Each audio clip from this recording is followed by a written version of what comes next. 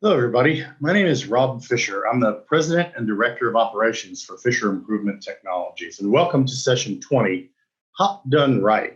How do we get results from human and organizational improvement?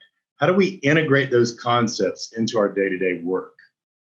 As the session abstract stated, more and more organizations are doing these error reduction campaigns of one form or another. And a lot of them come under the guise of something that we call HOP, human and organizational performance. In the end, they're supposed to reduce organizational and individual error. So we're going to talk about that today. What does that really mean? And then what are some of the practical techniques you can do to see if that's being integrated? So again, my name is Rob Fisher. I own a company called Fisher Improvement Technologies. And for the last 30 years, we've helped organizations and individuals understand how and why people make mistakes, especially mistakes that can prove to be catastrophic, and how you can do one of three things with those. You can prevent the mistake or the error, you can reduce the probability that that mistake is going to occur, or you can mitigate the consequences of that error. Now, I got my start in the US military in nuclear power. And then I went to work at a nuclear power plant back in the late 1980s. And you probably remember that in 1979, 3 Mile Island happened. In 1986, Chernobyl happened. And after those, people that were trying to understand how humans made mistakes started questioning, well, if we put somebody else on the panel that day, they would have done the right thing.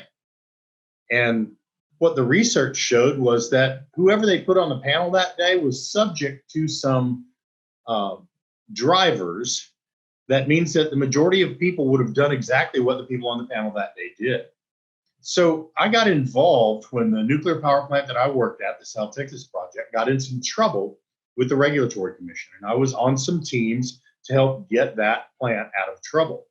And one of the things that they said we had trouble with was human performance or human error.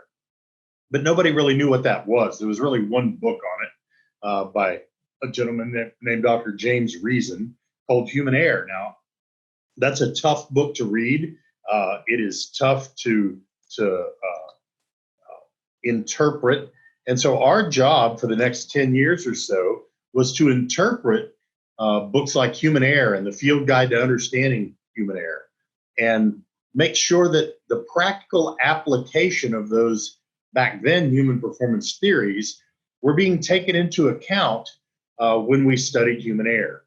I left commercial nuclear power and went into industry in the early 90s and have been doing human performance or HOP since the early 90s in industry around the world. We've operated in about 40 different countries and 10 different languages.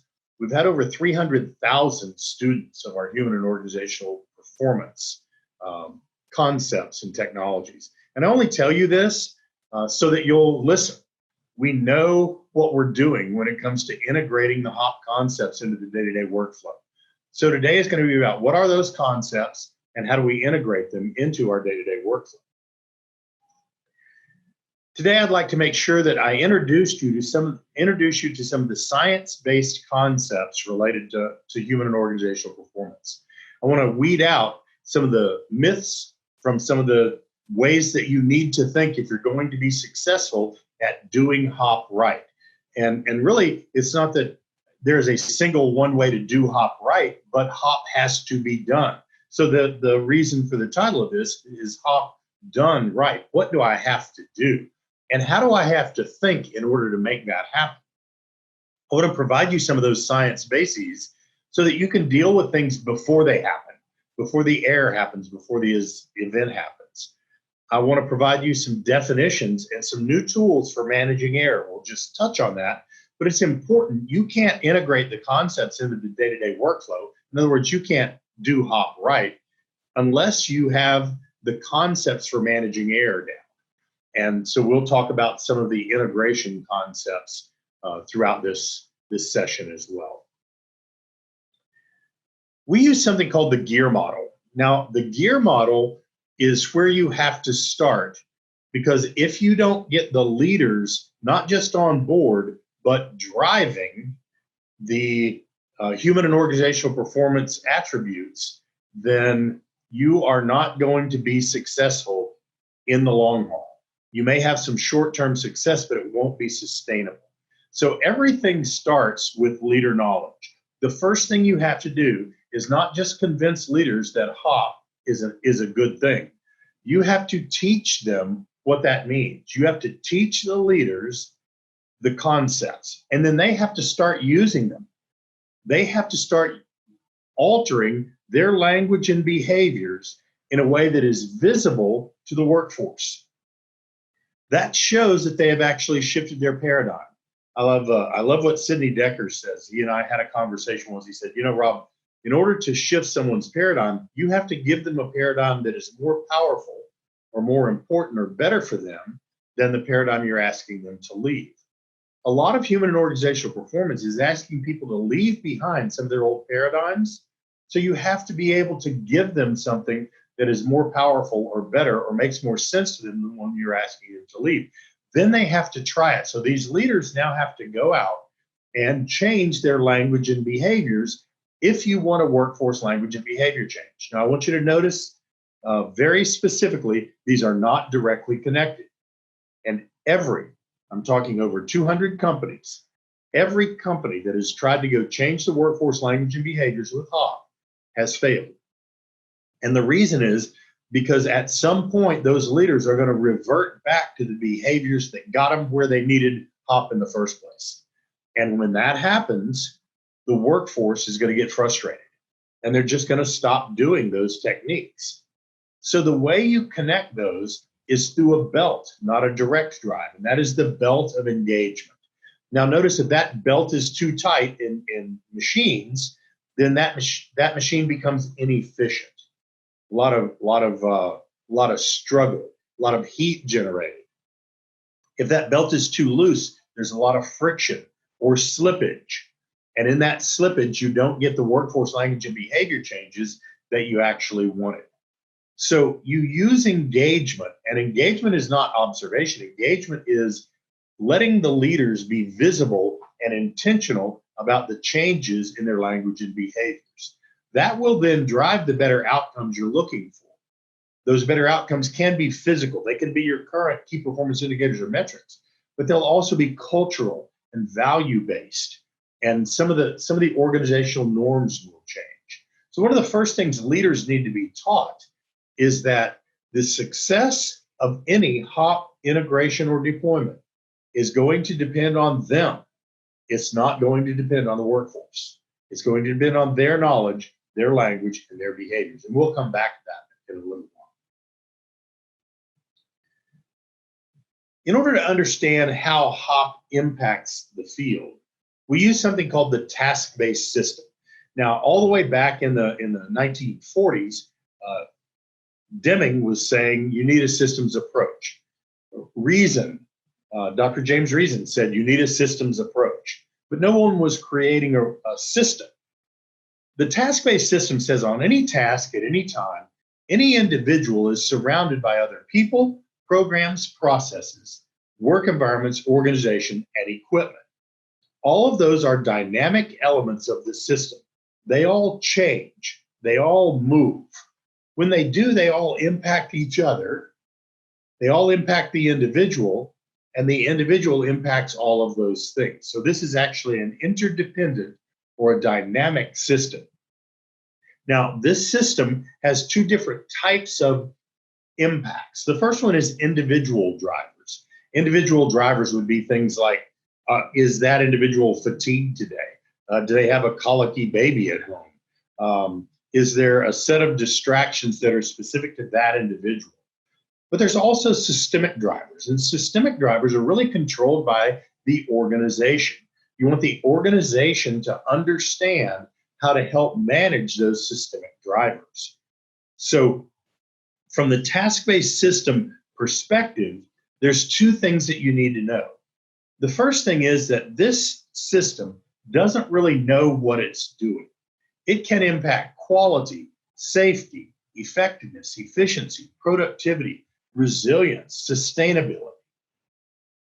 any individual on any task at any time can use this system to better understand what the systemic impacts are and the individual drivers are that then impact all of those potential outcomes. But the other cool thing about this system is it doesn't know where it's at. You could be at home, at work, or at play. It doesn't matter. So if you think about this system, if you were going to try to teach your 14-year-old how to mow the yard, you could actually use this system to ensure that that individual really knows what they're doing related to mowing the yard.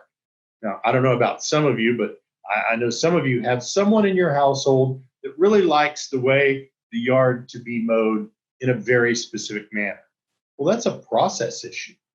The individual learning that has to understand what that process might look like to satisfy those people. Would it be important to help the 14-year-old understand the equipment? This is the first time you're dealing with something that travels at this RPM, that if you put your finger in the wrong place, it could be cut off. That would be an important piece of equipment-related information. What about the work environment? How many times would our children, the one you're trying to teach to mow, remember, we're now shifting that task that we've had for maybe decades over to this individual. Some of us have waited for years to teach this. But the kids across the street or the kids next door, maybe they're going to stand out there and tease that individual for having to mow the yard on a Saturday. And that would cause some kind of work environment distraction. So you could use this task-based system to help brief and reduce the probability that that individual can make a mistake. Now, I used a home example, but I'm sure most of you can translate that into almost any task at work. It doesn't matter whether it's an administrative task or a physical task in the field. It doesn't matter what industry you're in. This task-based system can be used. So it's important to do hop right to define the system that you want people to use. But the leaders also have a system that they need to use. So in years past, a long time ago, there was no system provided to the workers or the workforce and the supervisors. So that system really started working. But then we found out that the leaders didn't really have a system to use. So what was developed was called the essential leadership cycle. The essential leadership cycle is the way an organization or the leaders in the organization control and manage the task-based system, because there may be 1,000 or 100 or 10 tasks going on in that leader's system that they need to control. So let's just talk very briefly about the essential leadership cycle. The essential leadership cycle says that everything starts with self and team awareness. Now remember, the leaders have new knowledge and they're going to shift to new language and behaviors. That is a self and team awareness issue. We have to know what we know and don't know about HOP, about the concepts, about how those concepts are integrated into the day-to-day workflow. That's self and team awareness. In many organizations, it's self and team awareness to understand how our personality tendencies tend to see and manage risk differently. The second step of the essential leadership cycle is called shared vision and values.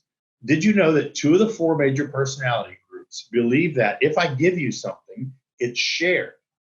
But 2 of the 4 think that just giving it to me isn't sharing it. I have to really believe that it has to do with me and that it's useful for me. Once I've got good self and team awareness, a good shared vision and values, then we can start to create clear roles and processes. That clarity of roles and processes, I think if you look through your incident analyses or near misses or root causes, clear roles and processes tends to pop up a lot, but we just tend to try to fix the procedure instead of understanding that there's something that is needed behind the clarity of that roles and processes. If you do those 3 things well, we call those the driving elements. If you do those well, you will generate trust. Trust is another personality diversity attribute. Did you know that 2 of the 4 major personality groups, the doer, the thinker, the socializer, the relator, 2 of those 4 believe that I should be able to tell you, trust me. And then I will earn that trust. But two of the four major personality groups believe that if you ask me to trust you, you must be trying to hide something. I think right now, those of you who are watching are putting yourself in one of those areas. And the reality is, trust has to be holistic, and it has to be developed, not demanded. If I've got good trust, then I can go after diversity and inclusion. You can't just demand diversity and inclusion. Think of it this way: diversity is a fact, diversity is a condition, it exists.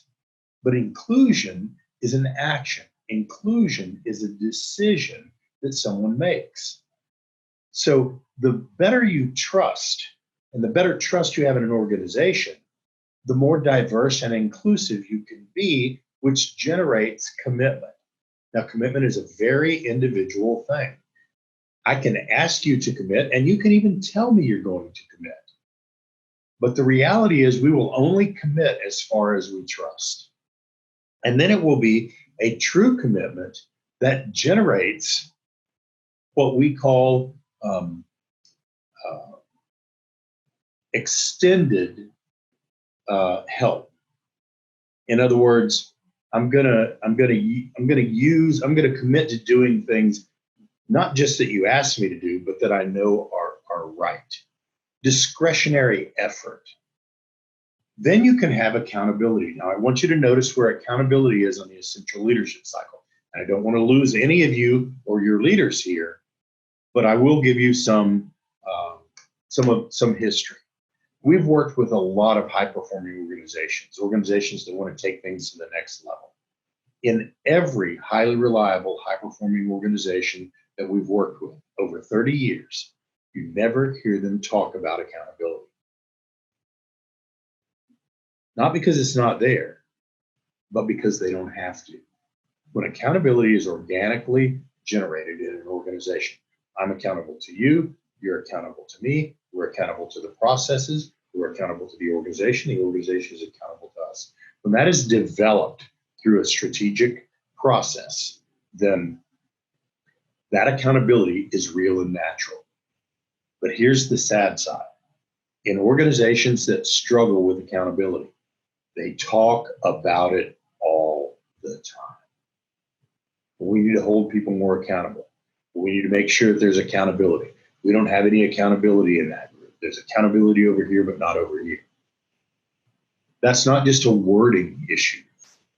That is the way the organization approaches it. And if you want to be a learning organization, if you want true learning and continuous improvement, that comes near the end of this cycle. So the leaders can change their language and behavior by following a cycle. And I'll just tell you a secret about HOP done right. If you can get the leaders to follow models and cycles and processes, you can get the workers to follow models and cycles and processes. If you can't get the leaders to follow models, cycles, and processes, you're not going to get the workers to follow models and processes. So that's a key element of doing HOP right, is making sure that those leaders have something that they can actually do and a model that they can fall back on. We all know that most problems in industry are related to human error. I actually get an argument about this sometimes. But the reality is, we have people, those people touch things. When they touch things wrong, we have incidents. And most of the elements or incidents and events in the world have some kind of human interface associated with it. We just have to come to terms that human error is something that we need to understand. And there's a big but in that. And that but is that you need some general understandings about humans and human error to really focus on how am I going to manage error.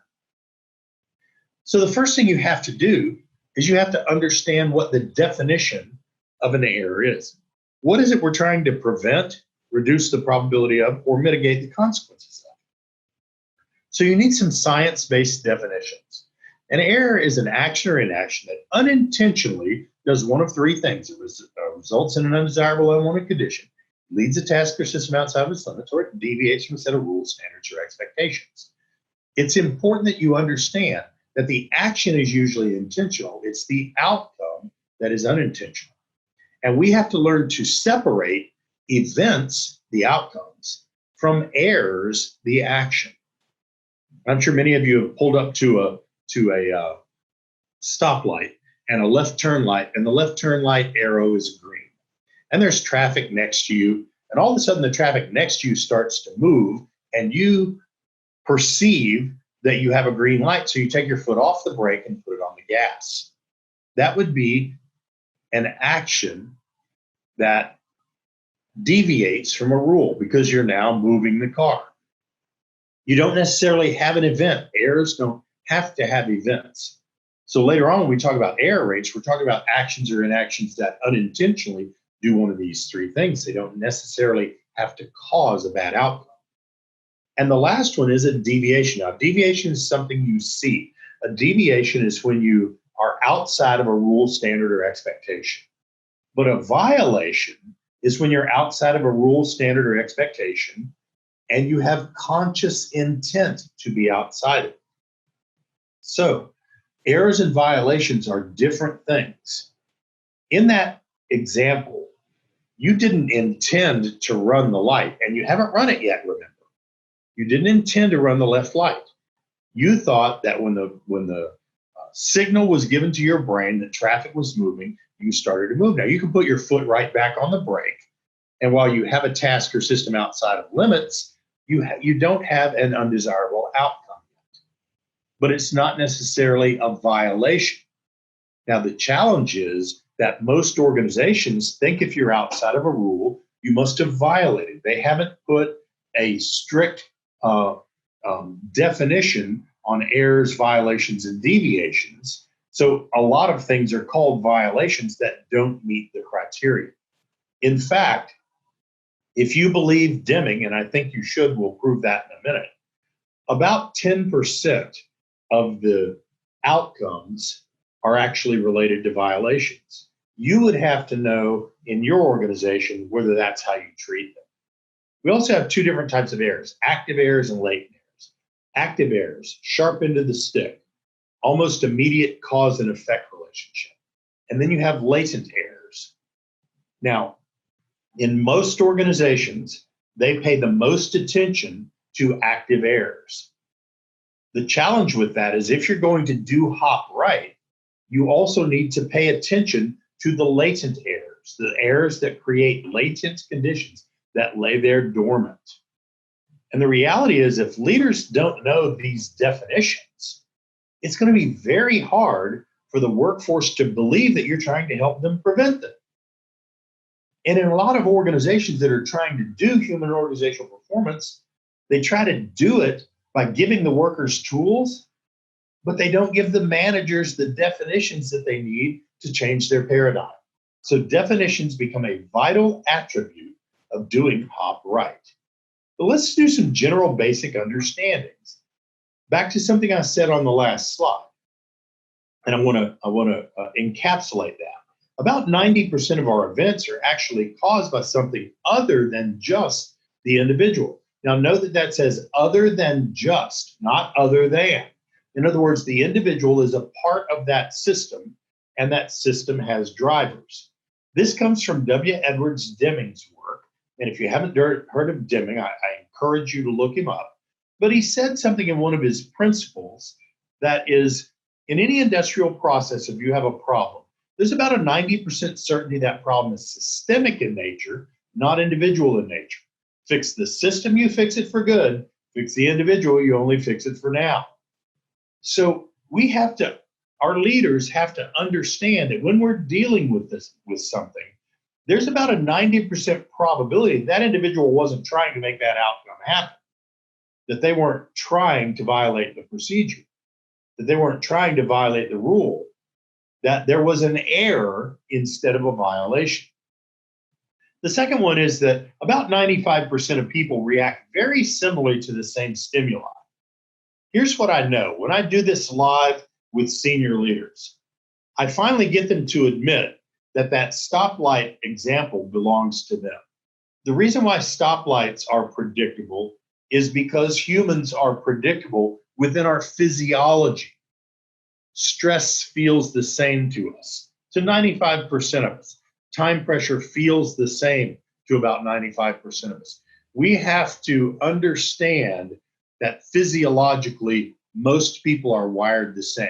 And the 5% of people that aren't wired the same, they probably don't work for you. So we have to understand that as well. So this is about human predictability. We all like to be unique. We look unique, but the way we're wired is very, very predictable. The next one goes back to an author and good friend. He's called Sidney Decker. And many of you may have read his work. And if you haven't, I encourage you to go get the Field Guide to Understanding Human Error. Now, Sidney Decker is an important individual because he started shifting the paradigms back in the 90s, back in the 1990s. And one of the paradigms he tried to shift was, if you haven't heard of Sidney, he's probably the individual most responsible for the reduction in airline crashes around the world. Cockpit command and control, control room command and control, just culture. All of those came from Sidney Decker's work. And in that book, he asks a question. And I think that most of you will answer it this way. He says, do you think that most of your folks come to work to do a pretty decent job every day? And that's just most of them. If the answer to that is yes, then what he says in very early on in his book is that if that's yes, then this must also be true. And that is that people do what they do at the time they do it for reasons that make sense to them at that time. And what makes things make sense to people are the elements of the task-based system, the systemic drivers, people, programs, processes, work environment, organization, equipment, and the individual drivers of this person on this task at this time. So now we're using the system as a part of our HOP deployment and integration to make sure that we meet the real science-based elements from Deming and Dr. Reason and Dr. Decker. But I will tell you, it is not common sense. And organizations that think they're taking a common sense approach to human performance, human organizational performance, they will fail, and not in a very long time. You see, common sense isn't common at all. Common sense is your belief that I should believe the way you believe on whatever it is we're talking about. It doesn't really exist. It's a way for us to justify the way we think. Look, here in the US, if there was any common sense, then MSNBC and Fox News couldn't sit next to each other on the television. Doesn't matter which side you believe, the people that tend to watch those believe that everybody else is wrong and they're right.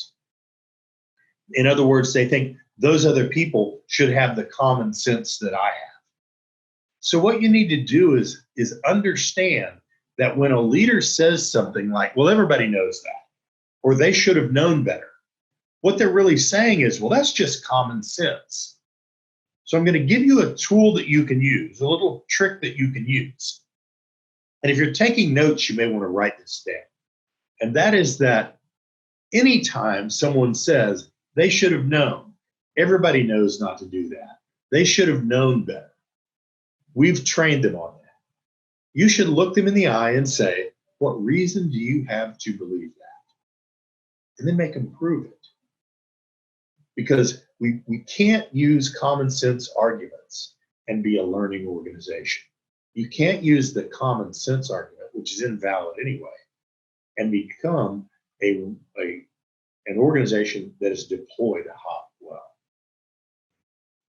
So let's look at how this plays out from a percentage perspective. If you look at bad outcomes, about 15% of them are outside of the organizational control. I'm not going to spend any time talking about those because they're outside of our control. But about 85% of them have some kind of error associated with it. So remember, an error is an action or inaction that unintentionally results in an undesirable or unwanted condition. Now, this is about 90% of those bad outcomes. But we also have these two other attributes that don't necessarily cause a bad outcome. They lead a task or system outside of limits, or they deviate from a set of rules, standards, or expectations. Folks, how powerful would it be if we got our people to tell us these things? But they won't tell us about them if they don't cause a bad outcome, because we tend to call those violations. And the minute you call something a violation, the minute you use the V word, what you're doing is implying that you're blaming the individual for being outside the rule, standard, or expectation. But the probability that that's true is only about 10%. And you see, these things can be systemic in nature. A systemic error is when those systemic drivers exist. But I can also have a systemic violation. In other words, the system backs me into a corner, and the only way out is to violate a different one of your rules. I think if you went out and looked in your organization, you would find this over and over again, that the system forces people to choose which rule they're going to violate, and then we want to punish them for that violation. Well, it was the system that put them there.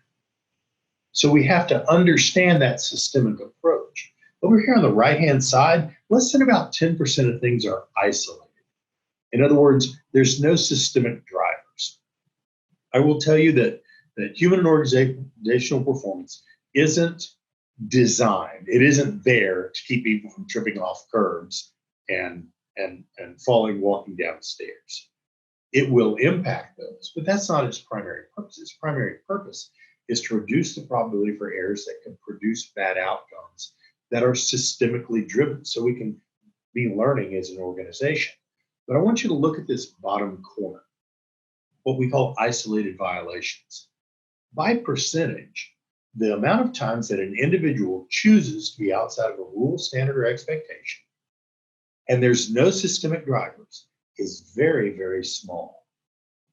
I remember one time I was working with a group of senior leaders, and there were about 40 of them from around the globe in the room. And at this point in a presentation, the CEO of the company stood up and said, "Stop bringing me those isolated violations. Stop bringing me the little red box." And of course, the room puckered up a little bit. But the safety vice president said, "Boss, that's what you want. You ask us after every event, who did it, why did they do it, and what are you going to do about it? What are you going to do to them?" Treating it like it's an isolated violation. So remember, that is a leader, language, and behavior change. I will tell you the outcome of this. That senior leader stopped asking who did it, why did they do it, and what are you going to do to them? And started asking, tell me what happened, tell me how it happened, and make sure to tell me if the individual is okay, regardless of whether it was an injury or not. Within weeks, their organization changed the way they behaved around incidents. But I don't want you to just take my word for this. Let's look at this chart from a different perspective.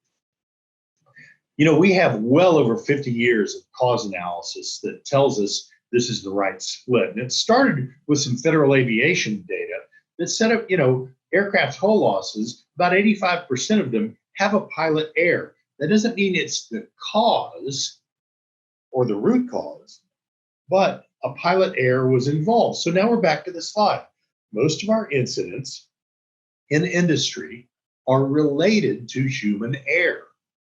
Well, if you read Deming's Out of the Crisis or his 14 Principles of Quality, you start to see that the percentages that we now have tons of data on were predicted by Deming and by Dr. James Reason in Human Error, Managing the Risk of Organizational Accidents, the Human Condition, the PII research in the mid-1990s.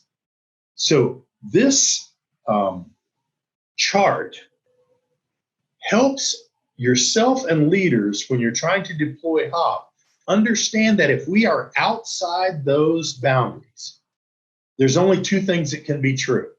We've either hired the worst people on earth, or we're not evaluating our successes and failures properly. I'll tell you, I know which one it is, but I'll let you figure that out. So in deploying HOP properly in HOP done right, you have to use the science in a practically applicable way to shift the leaders so that the organization can then shift. Speaking of shifting, let's talk about mental models, because on any task at any time, individuals shift back and forth between what we call performance modes. Now, this is generated in the 1960s by two researchers named Rasmussen and Jensen, and then created what many of you may know as the GEMS model, the Generic Error Modeling System, created by Dr. James Reason, and in his book, Human Error and Managing the Risks of Organizational Accidents. But we have to understand what is being evaluated in performance modes. So here's an easy way to think about it. It's about this person on this task at this time, not an occupation. That's our title of what we do. Not a job. That's the big picture.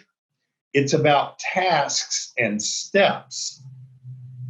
So a job may be driving a forklift, but the task for the day may be putting a container into the back of a truck that only has a 1-inch clearance around the edges.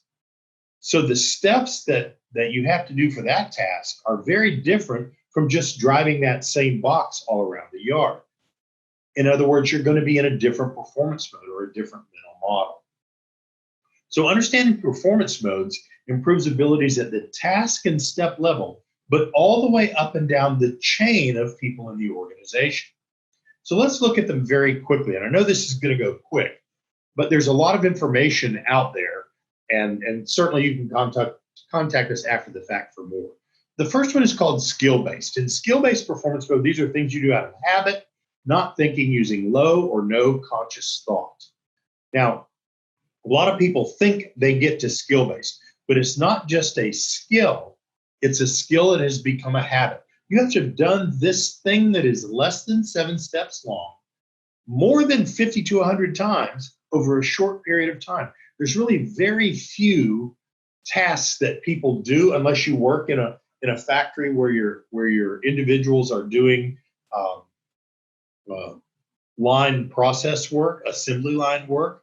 They may get to that point, but you're not going to get to that point doing lockout, tagout that is on different components all day, every day. That's a job, but the task of lockout, tagout on this component is very difficult to get to skill-based, and therefore very difficult to get to this error rate of 1 in 1,000. Now, the good news about this error rate is if you can get there, if you can meet those criteria, then you can have an error rate about 3 times better than the standard human failure rate that Swain discovered in the 1980s. So skill-based, habit, not thinking, low or no conscious thought. Let's move on to rule-based performance mode. Now, in rule-based performance mode, there's a rule, and I know there's a rule. I don't necessarily have to know the rule, but rule-based performance mode is when a rule from training or experience is known to exist by the individual. Now, if that rule is less than 7 steps long and it's done from memory, then I can get about a 1% error rate on it. But if it's more than 7 steps long, if it exceeds normal human capacity, then I need to use some kind of written guidance or some kind of prompter to make sure that I understand how to do that particular task. You know, our brains don't process more than 7 steps very well. And we tend to make errors when we try to remember more than 7 steps. So this error rate of 1 in 100 is, or 1%, is about those steps. The last one is knowledge-based performance mode. In knowledge-based performance mode, this is about gaps in your knowledge. It's when you don't know what you don't know. And you can't think your way out. Now remember, knowledge-based performance mode is about what you know. It's about gaps in your knowledge. And the error rate is between 10 and 50%. Now, a lot of organizations that tried to do HOP, they kind of left this out. They didn't talk a lot about performance modes. But if you don't know what you don't know, you need triggers to tell you that you're there. So we have a high error rate but a low possibility or low probability that I'm going to recognize it. So in your hop deployment, understanding and teaching knowledge-based performance mode is very important, because the way you reduce it is to use those tools. So you see, all the way up to this point, we haven't talked about the tools that people might use. That comes in when you understand the science, and only when you understand the science. And think about it this way. All written guidance is supposed to move people from knowledge-based performance mode, where they don't know what they don't know, to rule-based performance mode, where there's a rule and they know there's a rule. And I don't care whether that written guidance is about performing some kind of very specific lockout tagout for a piece of equipment, or whether it's trying to put your IKEA furniture together at home. The quality of that written guidance is what moves you from knowledge-based, where there's an error rate of 1 in 2 to 1 in 10, to rule-based, where there's an error rate of closer to 1 in 100. And if you follow that rule, you can actually move to an error rate closer to 1 in 1,000. That's why we have tools. But if you don't understand the science behind it, and your deployment doesn't cover that science, then people aren't going to be able to use the tools effectively. In other words, they're going to try to use a tool, but it won't necessarily move their error rate. We tend to fall into traps. Now, the top 10 traps were developed in the 1990s after about 5,000 significant event reports were reviewed. And the top 10 traps kind of fall into categories. Now, remember, a trap is something we fall into. Triggers are what tells us a trap exists. So in the late 90s, early 2000s, we started saying, well, hold on. It's great to tell people, don't be stressed, don't multitask, don't have time pressure, don't poorly communicate. But how do they know when that's happening? How do you know you're about to fall into a trap? And that's what triggers became. Triggers are some kind of observable action or reaction, some kind of recognized thought. So let me show you one real quick. When someone scratches their head, or scratches their chin, or they say, I think, I believe, or I'm pretty sure, that individual is probably in knowledge-based performance mode. Those are the triggers that tell you that you're there. And without the triggers, you just won't know that you're in that high error rate performance mode. Now, these traps and triggers are impacted by our personalities, and vice versa. We see, feel, and manage traps a little bit differently based on our personality tendencies. But let's break down the three categories. Stress, high workload, and time pressure. They all feel the same to us. We can't really distinguish between them. The next group, poor communications, vague or poor written guidance, overconfidence, or infrequent or first-time tasks, they either put you in or keep you in knowledge-based performance mode. So in other words, they are the traps that when somebody falls into them, if they don't understand traps, they don't understand triggers, they're going to be at an error rate of 1 in 2 to 1 in 10 and not know it. What overconfidence does is it shrouds our ability to see when we move into knowledge-based performance mode. And the last grouping, they interact with the other traps. So what traps do is they increase the probability for error. They're not causes, they're contributing factors to the human that is doing this task at this time. A lot of these wind up becoming those individual drivers that we talked about earlier in the presentation. But if you apply the right tool the right way at the right time, you get factors of 10 reduction in the error rates associated with the task. That's what's powerful about it. But again, in deploying HOP, in doing HOP right, if you don't teach people the science, if they don't get that 1 in 2 to 1 in 10 error rate belongs to them, not to somebody else, they're not going to use the right tool the right way. The tools have some science behind them. In other words, you have to use the tools to shift your brain to actually make sure that you cover some of those elements. It doesn't matter whether you want to shift performance modes, or you want to deal with a trap, or you want to deal with the right part of the task-based system. We've got system 1 and system 2 thinking out there. Applying the right tool the right way reduces error rates. And the way that does that is it shifts the brain to deal with the trap based on the trigger to apply the right tool. it shifts your consciousness. It provides some intentionality to the use of the tools. So some of the error reduction tools, I'm not going to spend a lot of time on them, are verbalize, point, and touch, step-by-step, stop, and seek out help. Those are individual tools. 3-part communication and pre-task briefings. Those are group tools. And then show and tell and value and method-based observations and engagements. Those are leader tools. We have to understand where the tools need to be used to have an effective tool belt.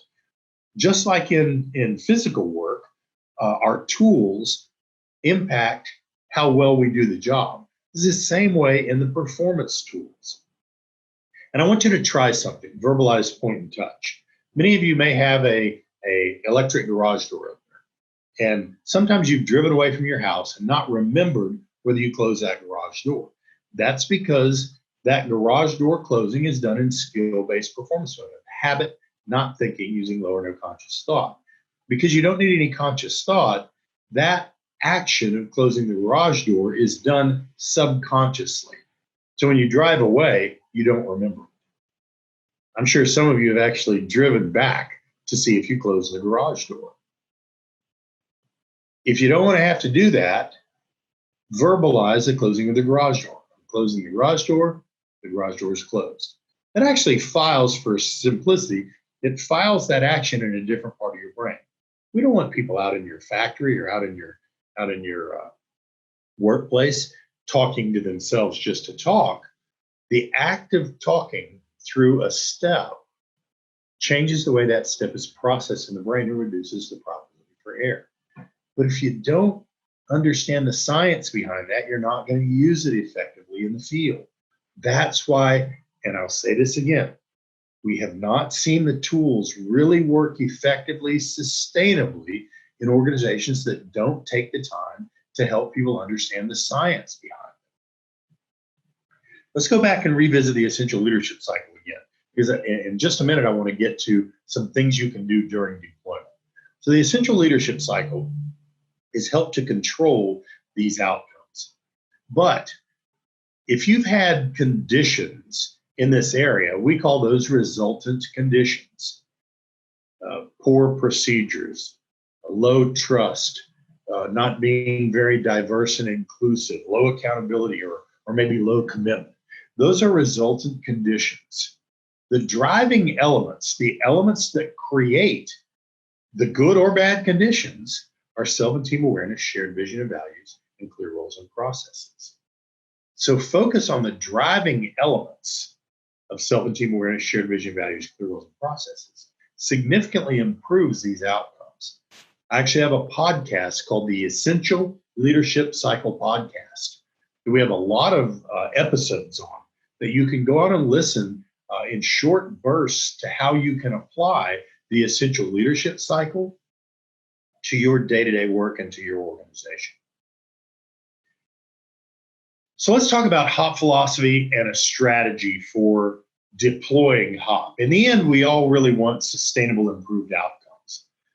The way you get that is through, you have to have a better capacity in your organization, and you have to have some resiliency. You've got to have some bounce back. So all of that comes from leadership, workforce, processes, programs, and systems that then create the culture. But in order to get there, you need 3 things. First, you need to educate people. This is not a program. It's a system of concepts, and in our case, technologies that help people understand how to see and manage risk differently. Then you have to integrate those concepts into the day-to-day workflow. We have for too long relied on the final barrier to be the one that saves our butts when there's an error potential. Now that we understand the systemic approach, now that we understand the essential leadership cycle, we can integrate those concepts into the day-to-day workflow. That then becomes the way we do business and create sustainable outcomes. That way we can help each other with some ongoing support that is support as needed instead of somebody always having to do it. So those 3 elements, education, integration, and sustainability, can be pictured in a strategy. Over in education, you have to know, well, we need some advocates. We need some enhanced leadership skills for our supervisors and managers. We need some advocates that know what they're doing, that can become our internal subject matter experts. We don't want to rely on somebody from outside to do this. We want to make sure that our procedure writers know the procedure error tracks. There's 25 of them in most organizations. The writers don't know those 25 error traps. In integration, we now have to start integrating the concepts into processes, into the daily management system, into the way we do incident analysis, into the way we review procedures and processes and create checklists, into our lockout tagout process. And then sustainability is about being able to re-engineer the materials for resilience and capacity. It's about creating what we like to call super advocates in the organization that can do anything that an outside consultant can do for you. It's about them being able to provide ongoing cross-functional support. So the integration strategy is how you plan out how you're going to do HOP right to create that sustainability. Two critical attributes. I've got to deploy. People have to get educated. You are not going to do this without proper education in the organization. And then you've got to integrate. But that's what your advocates do. That's what those people who step up with discretionary effort do. They help you integrate those concepts to create this sustainability. So we use something called an integration roadmap, and I realize this is a bit of an eye chart for you, but you have to know where you're starting, and you have to know where you're going to go. In a lot of organizations, they don't really know that there are 5 or 6 or 8 or 10 or 12 or 15. There's a bunch of, on the left-hand side of this, areas that need to improve to adequately integrate HOP. And you have to know where you're starting, where you're at, and where you're going to go to set the plan for that. So we use something called the integration roadmap to make sure that you know where you're at, you know where you're going, and you can grade yourself along the way. But when you're integrating, you want to do things like task planning and daily management. HRTD stands for the high-risk task of the day. So creating a process where the individuals in the field determine what's the highest risk thing we're going to do today, and how are we going to use pre-task briefings and stop criteria and observations on that one high-risk task of the day. Don't try to do everything at first. Pick one a day, let people get used to it, and it will organically grow into most high-risk tasks. Putting it into your observation and management engagement process, using the tools, and then start to develop things along the way that are specific to your organization. A few years ago, the three-legged stool was developed. There's 3 areas called prevention, detection, and correction. And you can kind of segregate your integration into these areas. Prevention is, how do we stop bad things from happening? And you use the tools and the human error reduction systems to stop bad things. But how do we see it? How do we see it coming? How do we make sure we as an organization know that there's vulnerability either as an individual, as a crew or group, or as an organization? So we have to detect those things along the way, and we have to detect things that actually need to be corrected.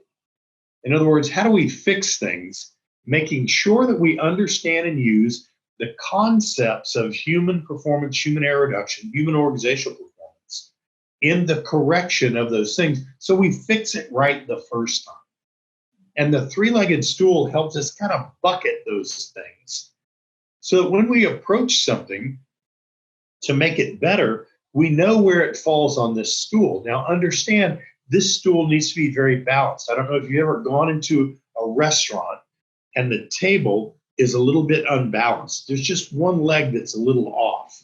And everything about that meal then feels a little off. The table shakes. The water shakes or maybe spills. But when that table is stable, you don't have to worry about that subtle difference. So think about that three-legged stool and the balance that you use as that table or some kind of stool that you've sat on where the legs were a little bit different. In the prevention side, we want to make sure that the organization understands how to use the tools. But you want to go beyond one worker. We want to prevent things. We want to stress stopping before the bad thing happens. So that stop and seek out help is an important tool. But we can also use tools and mechanisms to reduce probability before the bad thing happens, things like pre-task briefings. So a lot of organizations create what we call standardized stop criteria. Standardized stop criteria, it's easy to do. And I hate to make something sound easier than it really is, but what you have to do is you have to go out and engage with the workforce and ask them some simple questions about the tasks that they're going to do. And one of the questions that I like to ask is, tell me about a normal, abnormal condition on this high-risk task. What do you have to deal with that should be abnormal, but you have to deal with it all the time? And you would be amazed at how early they start to give you that information. So when you ask that question, tell me some normal, abnormal conditions, you can then go back and say, okay, for those conditions, let's develop when we want to stop as a strategy. In other words, let's develop stop and seek out help criteria to make sure that we stop and seek out help. We don't just leave it to the individual being unsure, because every individual is going to define that differently. We're going to create criteria. And then what a lot of organizations do is they publish those criteria. They put a stop sign up, either that fits in the process, or maybe that stop sign's right there on the piece of equipment, or maybe it's in an area. Now remember, these are developed by the people in the workforce. So they're the ones that control them. What they're also doing is telling you what they need to prevent in the future. You can use these standardized stop criteria to change the systemic drivers that make the criteria exist. That's integrating HOP. That's doing HOP right. When you perform an incident analysis, create a mechanism or a methodology that you evaluate the systemic and individual drivers associated with the task-based system. Now you're using HOP in your incident analysis process. You can go deeper into root cause and bucket those in the elements of the essential leadership cycle that drive how well the organization performs within all the task-based systems. When you create these models, use them in the integration of HOP to make sure that you learn the lessons that we've learned from integrations around the world. You see, it's about line leadership and senior leadership commitment to integration. They have to understand the science, change their language and behaviors, and then make absolutely sure that the leaders, all the way down to the first line supervisors, don't just say, yes, HOP is a good thing. Yes, we should be doing HOP, or yes, you should be doing HOP. That they understand that integration is for them. They have to demonstrate that commitment and understand that everybody will be watching. Sure, use of the concepts and tools needs to be expected, and not just those are good to talk about and nice to do. Everyone has to understand them. But you also need to create a set of internal subject matter experts, the embedded expertise within the organization. You don't want to rely on outsiders. So in order to do HOP right, you need to have a system. You need to integrate. You need to create sustainability. And that then generates capacity and resilience in your organization. The integration and knowledge and use of these HOP concepts significantly improves the probability that these error reduction and mitigation elements can be used effectively to reduce errors in events, especially on high-risk tasks. Because human and organizational performance is the next generation error reduction process that results in increased safety, quality, effectiveness, efficiency, and productivity. It's been my honor to be able to spend some time with you. Now, I know some of you are going to watch this on record. Some of you may actually get it live. But either way, please follow, hook me up on LinkedIn and follow us. Subscribe to our newsletter. Go to improvewithfit.com/insights. We have hundreds of pieces of free information on how you effectively deploy and manage HOP. So again, I want to say thank you. I'd like to say thank you to the Wisconsin Safety Council for having me. I hope this was beneficial to you. And remember, intentional leadership starts with you.